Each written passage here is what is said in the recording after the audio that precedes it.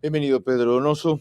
Un gusto tenerte en el estudio después de que tantas veces has contribuido vía Zoom. Pedro es abogado, doctor en jurisprudencia, muy reconocido como asesor en manejo de crisis. Algún rato fue asesor ministerial y parlamentario también, especialista en cabildeo político, lo que en los Estados Unidos es una actividad regulada y normada que se llama lobbying, de paso.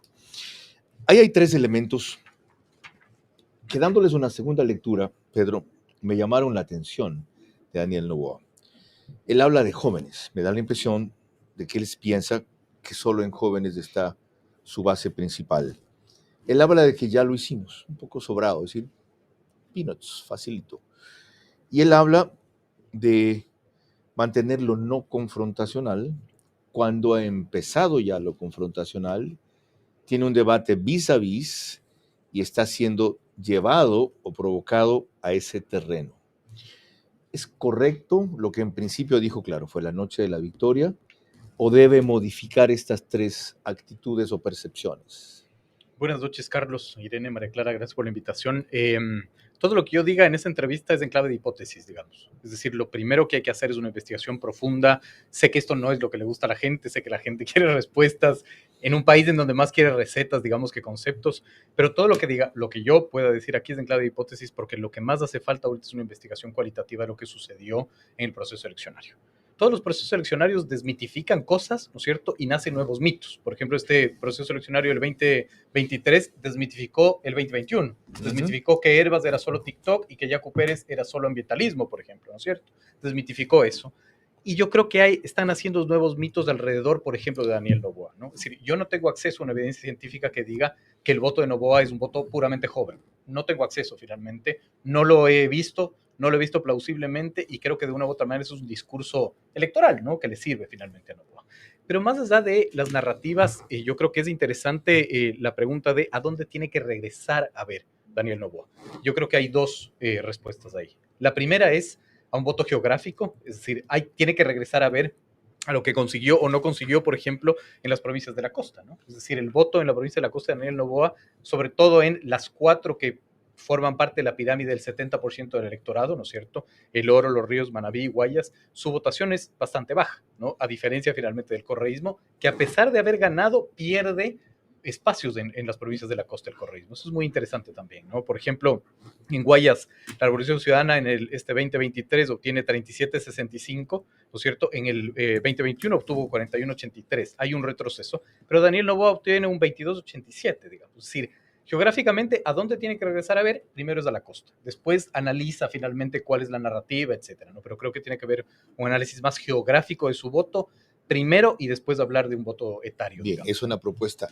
Luego hablaremos de regresar a ver con qué contenido o con qué discurso. Irene, bienvenida. Gracias. No tengo que, en cambio, hacer mayor introducción. En tu caso, ¿cómo abordarías la misma inquietud? ¿Qué es lo que debería hacer Daniel Noboa para ganar, acumular más votos? ¿Y cuál es tu percepción de estas tres reacciones iniciales que tuvo? Clave, los jóvenes, ya lo hicimos, ya nos ganamos parte del voto del correísmo, y lo clave aquí es no confrontar. Perfecto. Primero, muchas gracias por la invitación. Usualmente me gusta iniciar llevando la contraria, así que para no romper la costumbre. Encantado. Entonces, dices que Daniel Noboa es un poco sobrado. A mí me parece un poco lo contrario, un poco humilde, porque lo primero que dice es, bueno, cuando le dicen cómo explicas tu fenómeno, dice, bueno, en cada generación hay una nueva tanda de políticos y esta vez me tocó a mí. Más o menos, o sea, esta vez eligieron a Daniel Noboa, pero antes había sido Yacu, antes había sido Herbas, entonces no veo que dijo he sido el elegido o porque era el hijo de mi padre han escogido por mí o porque era la única opción diferente, sino muy sincero, dijo, bueno, cada cierto tiempo hay una tanda de nuevos políticos y esta vez me tocó, ¿por qué? Porque conecté con los jóvenes. No tengo, ahí viene la parte de, si tengo datos sobre que los jóvenes votaron por él y diré la siguiente expresión, no tengo datos, pero tampoco dudas. ¿Por qué? Porque cada vez que voy a una discoteca o hemos ido a una discoteca, la canción que todo el mundo está esperando en el momento top de la noche es Llegó la esperanza que todos queremos remix. Y tienes a todos los jóvenes ahí bailando esa canción. Entra a TikTok, ¿qué tienes? Cualquier cantidad de trends de ecuatorianos, se armó el despelote y de repente todos aquí jugando. Yo estaba hablando con algunas personas de aquí del set antes, también se sumaron a ese trend. y probablemente yo también lo haga en algún momento. Entonces, no puedo decir por números sobre el tema de los jóvenes porque no los tengo, no soy observadora del CNE para poder haber pedido esos datos, pero la sensación es que absolutamente es así. Se convirtió en no solamente una campaña política, sino se convirtió en un movimiento donde uno quiere pertenecer, con valores de la juventud. Y solamente para terminar, no creo que la pregunta es dónde tenga que crecerse al voto duro o al voto no tan duro del correísmo. No, olvidémonos de eso de ahí. Yo diría, al menos que olvidémonos de eso de ahí, sino el voto que no fue anticorreísta de los demás candidatos. Yo creo que ahí es donde tiene que ir, y si me preguntas qué haría yo si fuera la candidatura de él o estuviera llevando su candidatura, absolutamente nada. Creo que lo hicieron excelente en primera vuelta, creo que han sido un ejemplo de estudio, que han dejado a más de un analista político o estratega con la boca abierta, y creo que en estos momentos decirle, no, deberías hacer esto o lo otro, creo que hay que guardar un poco la distancia. En Manabí decimos, dejaron a los analistas o a los visionarios patidifusos, es la palabra que usamos. Osvaldo Moreno, buenas noches, bienvenido. En tu caso, igual consideración respecto a la no necesidad de mayores antecedentes. No es que Pedro lo necesite tampoco, sino que es nuevo en el estudio y con gran parte de nuestro público. Tu aproximación al mismo fenómeno y cómo debería hacer él para crecer lo que necesita. Bueno, buenas noches, querido Carlos. Gracias por esta inmerecida invitación ante estos dos monstruos que me estás invitando. Creo que estoy de más, pero bueno, gracias, un gran saludo a Pedro y a Irene. Modesto Moreno. Así se llama un tío mío. Modesto Moreno. A ver, miren, yo creo que hay dos cosas que hay que, digamos, analizar, ¿no? Yo no diría como cuando hay una derrota, una autopsia, sino la biopsia, digamos, de esta elección. En primer término, que Daniel no es tan aparecido como lo pintamos, ¿no? Es decir, el apellido Noboa ha estado todo este siglo en la papeleta, todo este siglo. Y la elección pasada, la del 21, que está muy fresca, básicamente Álvaro Noboa no estuvo en la papeleta porque se llamaba Álvaro Noboa. No había una explicación jurídica racional, sino una política que era que no afecte a Guillermo Lasso.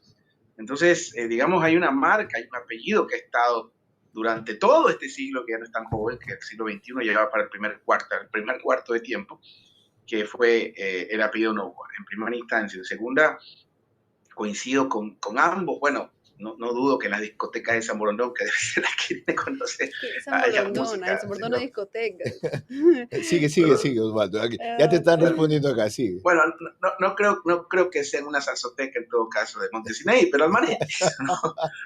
Lo que quiero decirles es que coincido con Irene, a quien admiro profundamente, y a Donoso, que creo que es un top hoy en día, en que obviamente si no tenemos las herramientas indicadas es difícil determinarlo y mucho menos cuantificarlo. Lo que sí se puede hacer es, en primera instancia, una vez más con las coincidencias, indudablemente no creo que es el momento de las encuestas, porque esta segunda vuelta de lo que es parte Noboa es extremadamente larga.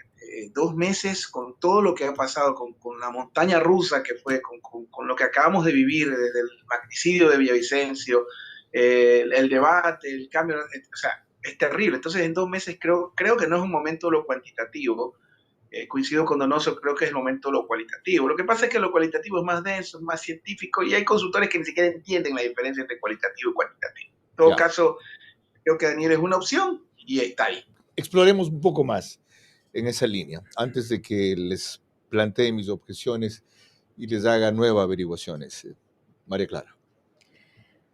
Sin embargo, ya empezada la campaña, hay algunos aspectos, tal como menciona nuestro director Carlos Vera, que en intervenciones del propio candidato Daniel Noboa y que varios consideran como un error. Por ejemplo, uno en el que utiliza el término ahuevado, pero más que el propio término es la actitud en una reciente presentación que él tuvo en Chone. Van a recibir la peor paliza de la historia en segunda vuelta que jamás han tenido. Vamos a darles una paliza memorable para que se les quede grabado bien en el cerebro. de que el hecho de que sea yo pacífico no significa que soy ahuevado. Y el hecho de que yo sea sereno no significa que me falta un gramo de determinación. Pedro Donoso, ¿esto suma, resta o ni chicha ni limonada, como dirían en Manabí? Porque esto fue en Chone. Para mí es un honor coincidir con el maestro Osvaldo Moreno. Digamos, yo no tengo ni la mitad de su experiencia en las lógicas y en el análisis electoral, pero creo que una campaña no se trata ni empieza ni termina en una declaración, digamos. Es decir, una campaña es más allá.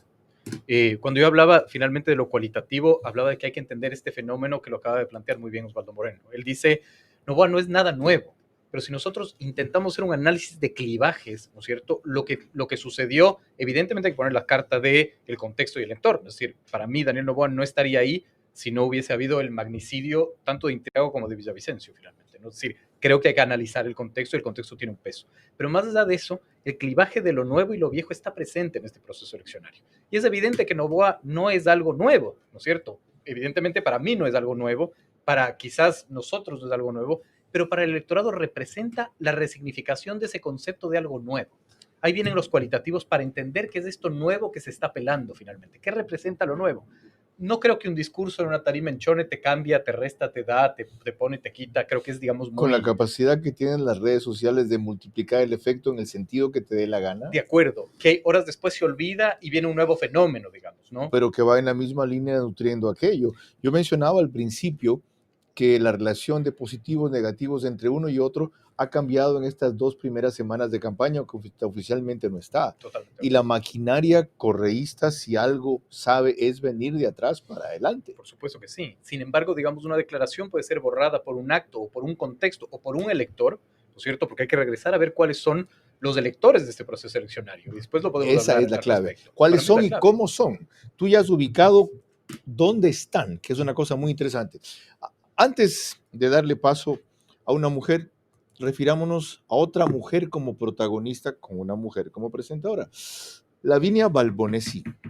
Esto es una portada reciente de Expresiones que dice: cuando necesites ser una leona, lo seré. Y adentro dice algo parecido respecto a su marido, en una evidente contestación a las objeciones que se le hacen de que le falta firmeza, le falta mano dura, le falta liderazgo, le falta rudeza, que es lo que estarían reclamándole ahora sus adversarios. María Clara.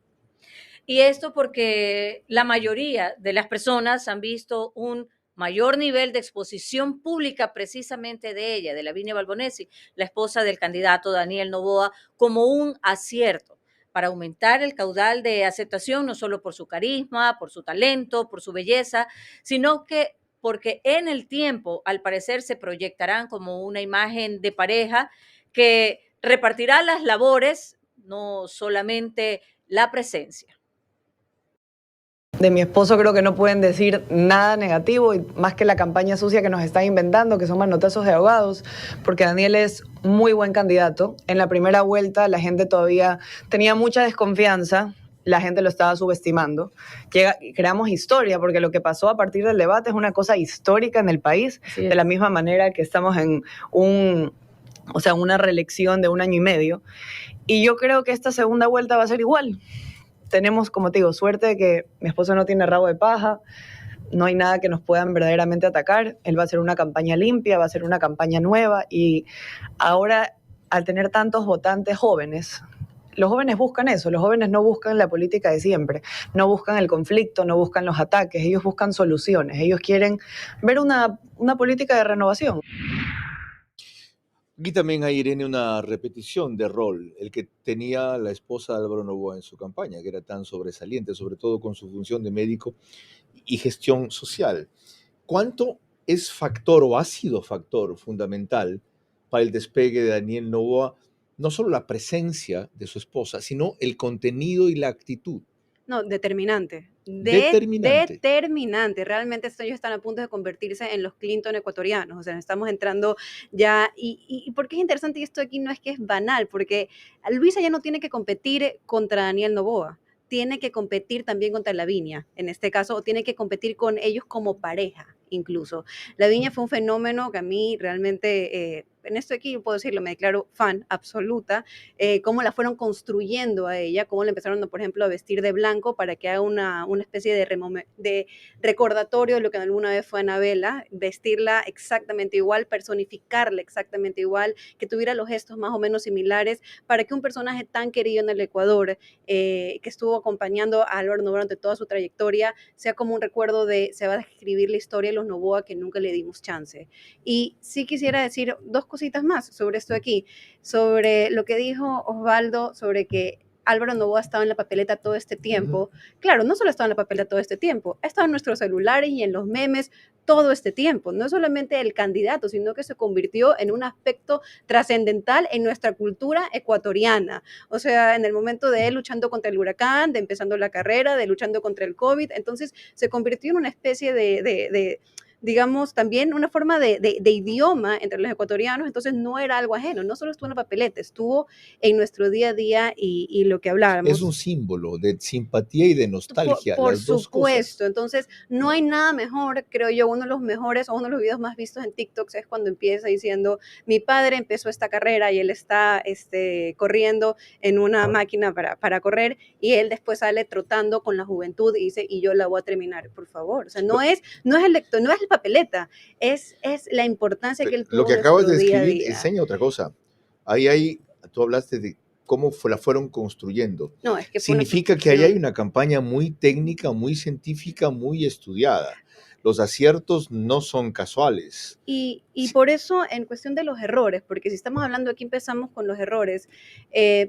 Bueno, tal vez hubo un momento, yo sí lo considero un error, en el momento que sé, yo no soy, no, yo no lo voy a repetir, pero no, yo no Yo me tampoco. tal, Ya exacto. después No porque los esté en memes una, son yo no conmigo. creo que es porque esté en una tarima, no creo que es eso, sino por un estilo tal vez un poco confrontativo. Pero lo que tengo que decir Pero es alguna gente no quiere ver eso, especialmente en Manabí. Eso no es un lenguaje popular, aceptado, no es una palabra escandalosa. no, pero no es por eso, o sea, no creo que sea por la palabra, es creo que la actitud en este momento de volverse a meter con las peleas con los de siempre, cuando el voto que él tuvo, y creo que la ilusión que él causa, es justo lo que decía Laviño, una nueva Pero forma de tiene que ser buscar el otro política. voto, el que tú Yo justamente creo que mencionabas, el tiene que que, sale del no correísmo, no del anticorreísmo, que tiene esas expectativas. Por ejemplo, pero a ver, el ahí viene voto la de parte. Topic, por No, ejemplo, ahí es viene la sensible a parte. esa Si parte. no es un voto anticorreísta, ¿por qué van a querer ver peleas con Correa? Por Ese no ejemplo. está peleando, está Es que firmando una actitud, no está descalificando al rival. yo en este caso creo que ellos han visto que le sale mucho más o le va mejor cuando lo ponen a Daniel Noboa siendo un candidato y hablando con la gente o incluso cuando dejan que las personas hagan la campaña, porque yo nunca he visto una campaña tan apropiada por la gente como en esta de aquí, Ya. nunca, que cuando lo ponen en el rol tradicional de la pelea. Osvaldo, sigamos con esa parte, porque este es uno de los dilemas claves de la campaña. Dijo Irene, yo haría exactamente lo mismo, no cambiaría nada. ¿Cómo atraes entonces a los electores que no tuviste en la primera vuelta? Primera pregunta. Y segundo, ¿son este tipo de recursos, como los que acabamos de comentar, a los que él debe apelar? ¿O eso, sin ser, como dijo Pedro, un gran error, ya es una equivocación? A ver, primero, las segundas vueltas, ninguna elección es igual a otra y las segundas vueltas son otro tipo de elección, son otros tiempos, otra dinámica, otros ritmos, otra lógica, totalmente distinta. Sumado a que ahora llegan las vulnerabilidades. Es decir, en la primera vuelta efectivamente había un libreto que indudablemente dio resultados, pero ahora sí entra al escrutinio ciudadano. Hay muchas cosas que, bueno, que yo creo que por lo extensa que es esta segunda vuelta, tendrán que empezar a darse en su momento, el debate, los errores que cometan determinadas campañas, porque esto se parece mucho al fútbol en el contexto de que gana el que menos se equivoca. Y sobre este tema del voto joven, que creo que para mí está un poco, no es magnificado, sino no diagnosticado de alguna forma un poco más mesurada. Es decir, no es verdad que mujer vota mujer, joven vota joven, jubilado vota jubilado. Es un segmento de la población, por supuesto que sí, que generalmente se deja llevar por causas. Habrá que ver quién de los dos, porque no puedes hablar de Daniel Noboa sin hablar de su contendora, en este caso, y del escenario de esta elección que es en segunda vuelta. Habrá que determinar qué causas abandera, qué es lo que pasó para mí en la primera vuelta, por ejemplo, con Otto. El gran problema de Otto es que no tenía causa. ¿Qué te decía la campaña de Otto? Acaba de llegar de Harvard y por eso va segundo en las encuestas. ¿Qué te decían todos los voceros de esa campaña? Vamos segundo en las encuestas. ¿Y cuál es el argumento? Que Otto viene de Harvard. Entonces, habría que ver qué bandera o qué causa termina teniendo Daniel como leitmotiv de la segunda vuelta, que es otra elección. Vamos a proseguir en eso. Yo celebro, festejo tu agudeza y tu ironía. Qué lacerante eres, Osvaldo. Pedro, aquí hay un elemento vital. Ya al margen de analizar específicamente la campaña de Daniel Noboa, en una segunda vuelta, que ya han dicho que el juego no es igual, Osvaldo, Irene sostiene que hay que hacer lo mismo. ¿Cómo ganas el electorado que no es tuyo? Tú acabas de afirmar que hay que conocerlo primero, que a priori no se puede decidir y que todo lo que estás planteando es hipótesis. Pero ¿lo ganas insistiendo en lo mismo que dices o que dijiste, ya que como no tienen sus candidatos ahora se van a fijar en ti? ¿O lo ganas apelando a aquellos que crees que los hicieron inclinarse por otro? Por ejemplo, en el caso típico de Topic, la seguridad; en el caso típico de Villavicencio, la anticorrupción. Digamos, yo creo que a mí lo que me enseñó este proceso eleccionario es lo que te enseña la vida, ¿no? La vida es parte en dos, lo que tienes control y lo que no tienes control. Y esta elección nos enseñó que por más estrategias que tengas, hay cosas que no tienes control. Y ese control es el contexto, digamos. Es decir, no hay cómo sacar del elemento de análisis los dos magnicidios. Es decir, el asesinato de Intriago, el asesinato de Villavicencio, cambiaron el espectro eleccionario. Es decir, si no era en esa coyuntura, a Noboa le iba bien, pero nunca tan bien como para entrar a segunda vuelta. Intentemos demostrar lo que estoy diciendo, ¿no es cierto? Antes de, digamos, la muerte del alcalde y el candidato, las encuestas, perfiles de opinión, que es la que nosotros consumimos, ¿no es cierto?, en las 3 entregas del 3 y 4 de junio, del 8 y 9 de julio y del 16 de agosto, decían, por ejemplo, que quien más iba a ser un gobierno parecido al de Guillermo Lasso era Fernando Villavicencio. Sale Villavicencio de la papeleta, ¿no es cierto?, y entra el gran damnificado del asesinato. El gran damnificado del asesinato es Otto Sonnenholzner. ¿Por qué? Porque 17%, de acuerdo a esa encuesta, repite que el candidato que va a hacer un gobierno similar a Guillermo Lasso es Otto Sonnenholzner. Es decir, no podemos nosotros retirar esos elementos del análisis e intentar entender lo que sucedió. Y la asociación de Villavicencio con Lasso se daba básicamente porque Lasso había defendido al presidente en la medida en que se opuso a su juicio político, y por eso lo identificaron como pro-Lasso o lacista. Bueno, el cuantitativo no te explicaba eso, por eso es importante el cualitativo, que entiende la fenomenología y que explica el por qué, ¿no es cierto? Pero este solo te decía el qué. Sin embargo, es una hipótesis que podría estar demostrando, ¿no es cierto?, que cambió el escenario totalmente, ¿no? Pero también hay un tema que es fundamental. Nosotros, yo concuerdo con Osvaldo, las elecciones no son iguales, pero además los contextos cambian violentamente. En esta segunda vuelta, ¿qué vamos a tener? Probablemente la resolución o pistas de quién fue el asesino de Fernando Villavicencio, por ejemplo, o de Agustín Intriago. Vamos a entrar ya al fenómeno del niño. Mañana se tiene que pronunciar la CONAIE de a quién va a apoyar. Es decir, esos son los grandes electores, no finalmente el TikTok o el discurso, ¿no? Y de aquí también quiero hablar del tema de la esposa de Daniel Noboa, que a mí me parece que es un tema que es fundamental, y yo concuerdo ahí con Irene. Hay que regresar a ver a lo que Byung-Chul Han, ¿no es cierto?, escribe, que se llama la inquietud estética de lo pulido, ¿no? Es decir, están vendiendo un concepto de lo pulido, dice él, ¿no es cierto?, de lo perfecto, de lo blanco, de lo simbólico, de la resignificación del concepto de la familia feliz. En eso tienen un trecho de ganancia frente a la candidata del correísmo, que no puede vender ese concepto de familia feliz. Digamos. Apasionante. Ya, enseguida volvemos con más.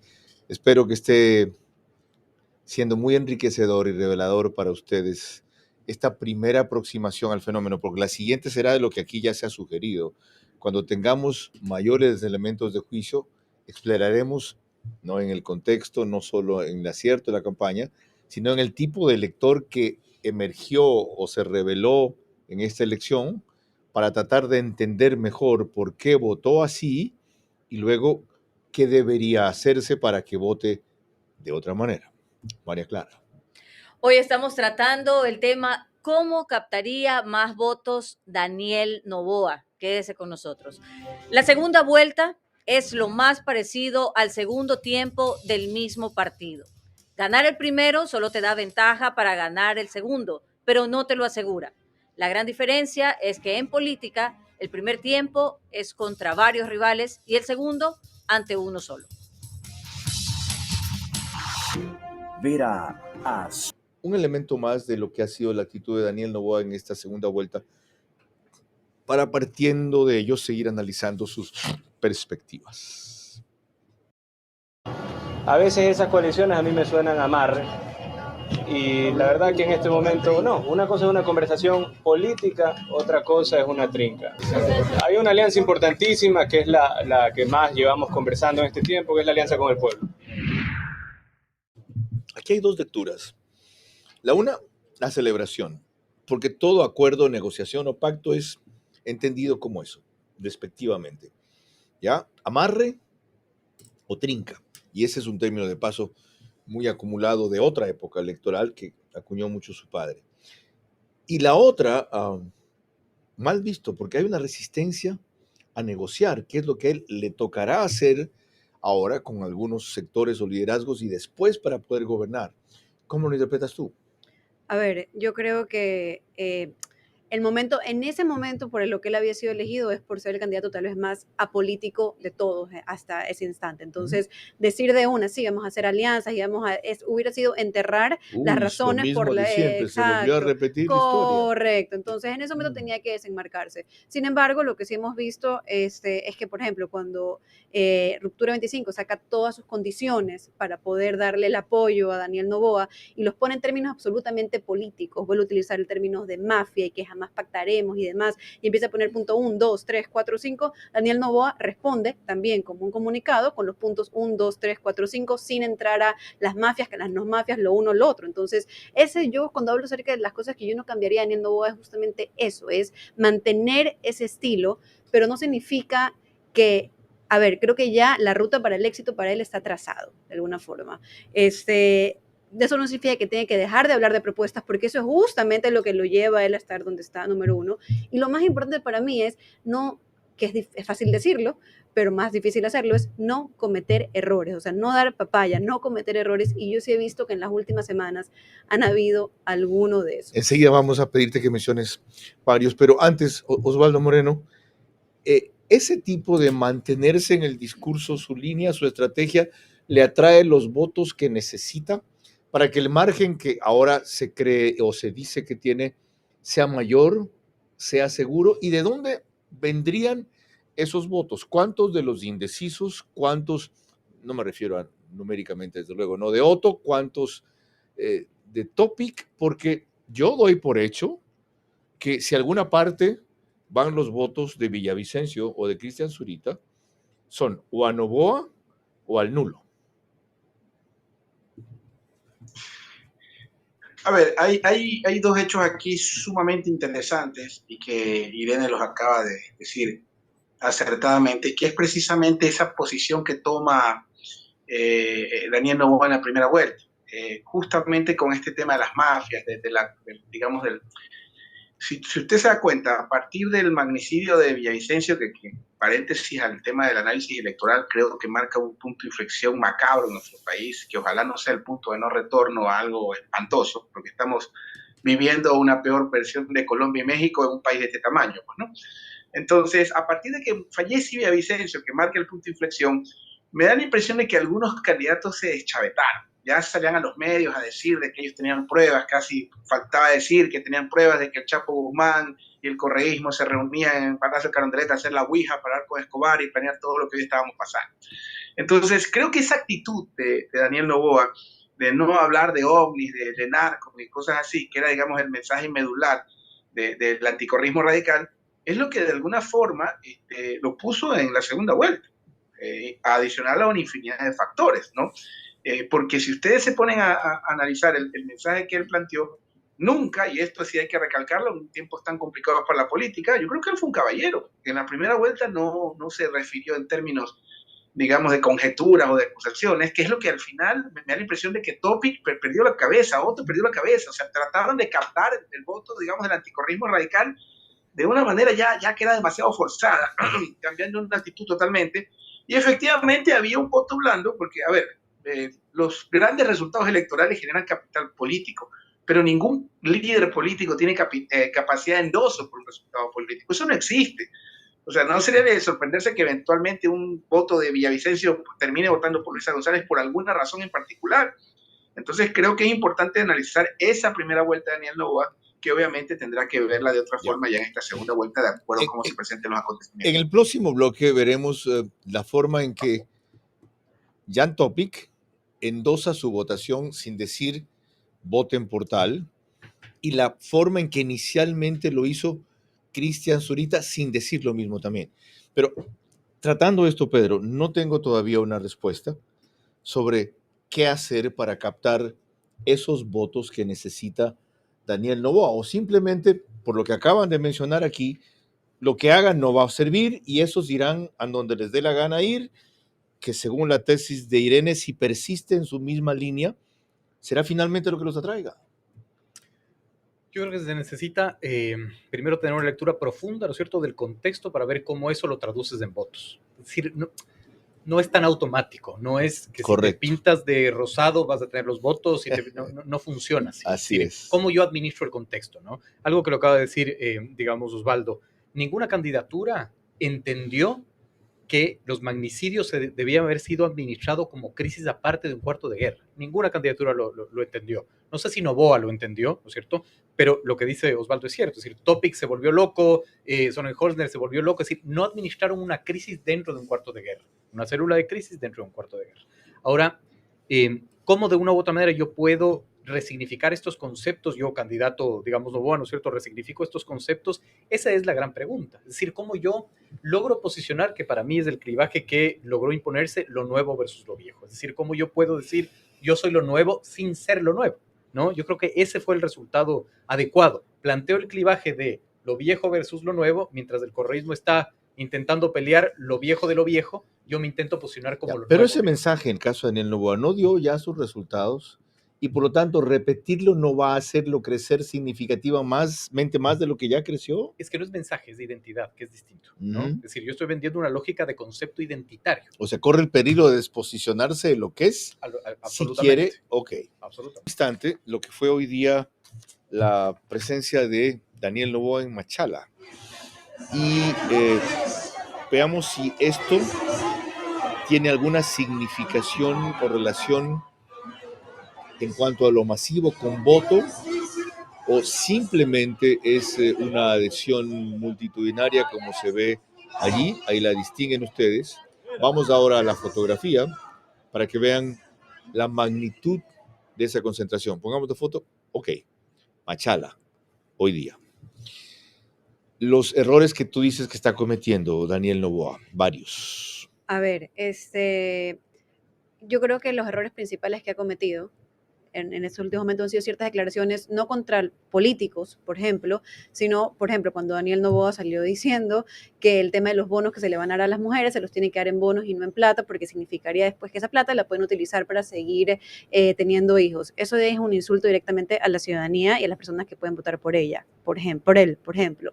Otro error que para mí, y que luego tienen que empezar a neutralizar de alguna forma, así como Correa en su momento, o el correísmo neutralizó a Andrés Arauz después de la ecodolarización, probablemente sea la vocería de Verónica Abad. En este caso, específicamente sobre su vicepresidente. ¿Por qué? Porque Verónica Abad lo que ha salido a hablar usualmente ha sido sobre la privatización de la educación, la privatización, salen los comentarios, la privatización de los hospitales, también acerca de que las mujeres que están embarazadas no deberían de ganar lo mismo que los hombres. Entonces, ¿qué es lo que pasa? Ella está empezando a personificar la regresión de derechos de los ciudadanos. Y por ahí es donde le pueden atacar a la candidatura. ¿Por qué? Porque las personas que todavía no saben, tal vez están viendo si Daniel es una buena opción, pero les da un poco de miedo que sea empresario, que tenga estos contactos, y tal vez a él no lo pueden atacar porque sigue siendo joven, simpático, tiene una esposa también joven, simpática, que aunque represente lo que represente, es tal vez querida, así como Anabela, pero este personaje no. Qué oportuna Entonces, advertencia.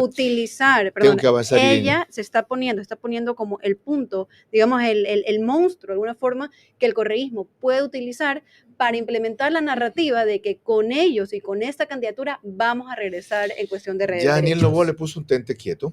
Dijo que su vicepresidenta se dedicará a los asuntos sociales de los migrantes. Tampoco estuvo bien. Y ella respondió diciendo que mantienen sus diferencias y ratificando estas expresiones que habían mencionado. Es decir, ahí hay un conflicto en gestación que se puede manejar mal. Tengo que pasar con Pedro.